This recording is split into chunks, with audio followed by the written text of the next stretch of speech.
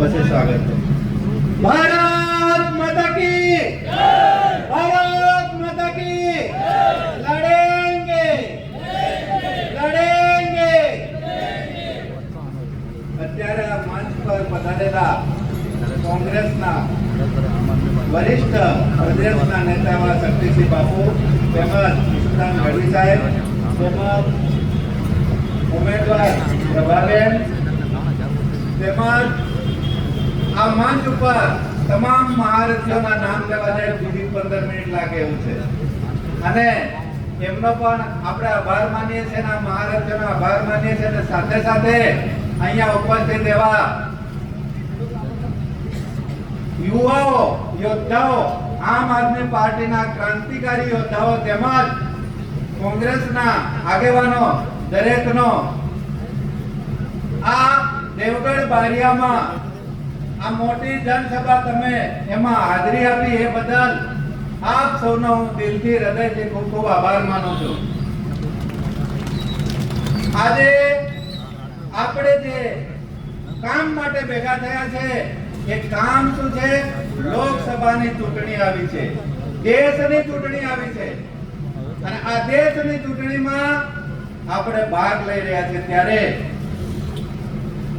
કોંગ્રેસ આપ એવા 28 પક્ષો ભેગા થયા। પહેલા 26 હતા, 2 વધ્યા એટલે 28 પક્ષો ભેગા થયા છે ત્યારે આપણે આમ આદમી પાર્ટી તરીકે કોંગ્રેસને સમર્થન કર્યું છે અને સાથે સાથે તમે દેવગઢ બારિયાવાળાએ તો અત્યારે ભરતભાઈએ કીધું એમ 2022 માં ગઠબંધન કરી લીધું નતું કરી લીધું?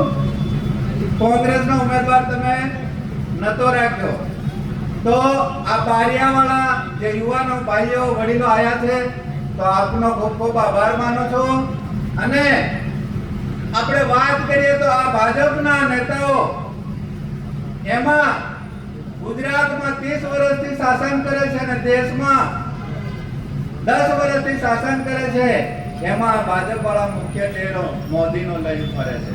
ખબર છે ને આપણને કોનો લઈને ફરે છે? મોદીનો ચહેરો। તો આ મોદીનો ચહેરો છે, આપ સૌને ખબર છે મોદી જાતે બોલતો તો હું ચા વેચવા વાળો છું, બોલ્યો નથી બોલ્યો? ચા વેચવા વાળો હતો પણ આજે દેશ વેચી રહ્યો છે। શું વેચી રહ્યો છે? શું વેચી રહ્યો છે? અને એ કઈ રીતે? તો આપણે અહીંયા દેખો આપણો રસ્તો એને વેચી કાઢ્યો છે, દાહોદ થી ગોધરા જતો રસ્તો વેચી કાઢ્યો છે, ચાલોદ થી લીમડી વાળો રસ્તો વેચી કાઢ્યો છે, એવી જ રીતે રેલ વેચી, વિમાન વેચ્યું, સડકો તો તમામ વેચાય કે અહીંથી અમદાવાદ જાવ એટલે તમારે 1000 રૂપિયા તો આપવા જ પડે। એની હાથે હાથે શિક્ષણની સંસ્થાઓ જે સરકારી હતી એ પણ વેચી ખાઈ ગયા। દાહોદમાં જે ઝાયડસ છે એ પણ ખાનગી વાળાને આપી દીધી છે, સરકારી હતી। આવી રીતે આખા દેશને વેચવા જઈ રહ્યા છે। તો ચા વાળા પર તો ભરોસો થતો હતો પણ આ ચા વાળો પાછો વડાપ્રધાન બની ગયો એટલે આપણે ભરોસો કરી શકતા નથી। અને સાથે સાથે તમારા નેતા અહીંયા જે આપણા તમારા વિસ્તારના બચુ ખાબર સાહેબ છે, ખબર છે ને? બધાને ખબર છે। એમણે શું કર્યું છે ખબર છે? 2005 થી કોંગ્રેસે નરેગા યોજના કાઢેલી છે અને આ 2005 થી યોજના છે એમાં નિયમ એવો છે કે દરેક મજૂરને 100 દિવસની મજૂરી આપવામાં આવે અને 300 રૂપિયાનો રોજ ગણવામાં આવે। એક દિવસનો તો એક જણા 100 દિવસની મજૂરી કેટલા હજાર થાય? 30,000 રૂપિયા એક ઘરમાં આપણી આવક આવે। એવા જો 5 જણા હોય તો ઘરમાં 1.5 લાખ રૂપિયાની આવક આવે।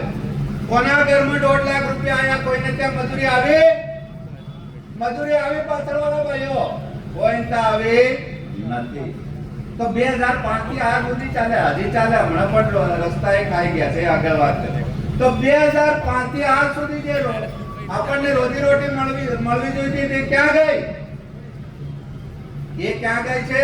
દાસા આવી છે, તમારા બચુ ખાબર સાહેબ પાસે આવી છે। સાથે સાથે એમાં રસ્તા આવે, શું આવે એમાં? રસ્તા આવે, મકાન આવે, કુવા આવે, બોર આવે, હેડપંપ આવે, દિવાલ આવે, કેટલ શેડ આવે, એમાં તો લગભગ મેં વાંચ્યું છે ને 110 જેવી યોજનાઓ છે. આપણે ખેતર કરવાનું હોય ને સીધું તો એના પણ પૈસા મળે છે, પાળો બનાવવાના પણ પૈસા મળે, સટ્ટો બનાવવાના પણ પૈસા મળે છે. તો આ બધા પૈસા ક્યાં ગયા? ક્યાં ગયા બોલો તો જોરથી. જસવંત બાબુ ને ત્યાં ને બચ્ચુ ખાબર સાહેબ પાસે છે. અને એના કારણે આ લોકોએ અત્યારે તમારા આ દેવગઢ બારિયામાંથી અમારા આમ આદમી પાર્ટી વાળા 5 જણા લઈ ગયા. કેટલા લઈ ગયા? 5 લઈ ગયા, 2 લઈ ગયા. સંજેલીમાંથી 1-2 લઈ ગયા. આવી રીતે બધા તાલુકામાંથી આપણા માણસોનો ભાવ બોલાય છે. શું બોલાય છે? ભાવ. અને એમાં ભાવ કેવો રાખેલો છે કે સાના કામ કરે ને એટલે તમને ખબર નહીં હોય, પણ માર્કન આવે ને એટલે મને ખબર પડે. તો તાલુકા પંચાયતના સભ્યનો ભાવ કેટલો બોલાય? કેટલો બોલાય? જે હારેલો હોય એના 15 લાખ 10 લાખ રૂપિયા બોલાય.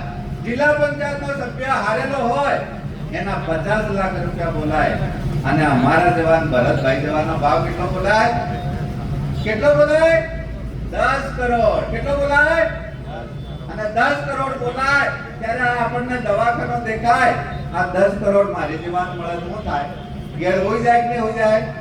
આટલી વાત હોઈ જાય કે નહીં હોઈ જાય? એટલે આ ભાજપે દેશમાં જે નાણું ભેગું કર્યું છે એ અત્યારે આપી રહ્યા છે. ટાઈમનો અભાવ છે, ફરી પાછા આપણે અલગ વાત કરીશું.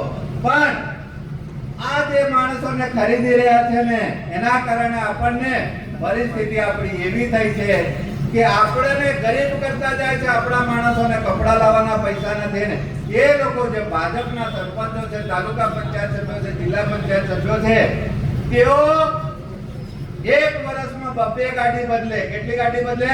2. 25 લાખ વાળી, 30 લાખ વાળી. એટલે હું તમારી પાસે એટલી આશા રાખું છું કે આપ સૌએ આપણે પ્રભાબેન માટે નથી લડવાનું, નરેશ માટે નથી લડવાનું, ભરતભાઈ માટે નથી લડવાનું. તમારા બૂથમાં જઈને તમારે લડવાનું છે. અને આ ભાજપના આવા તાનાશાહી લોકો, ભ્રષ્ટાચારી લોકો સામે તમારે લડવાનું છે. આટલું કહી હું મારી વાણીને વિરામ આપું છું, કારણ કે સાહેબને જવાનું છે.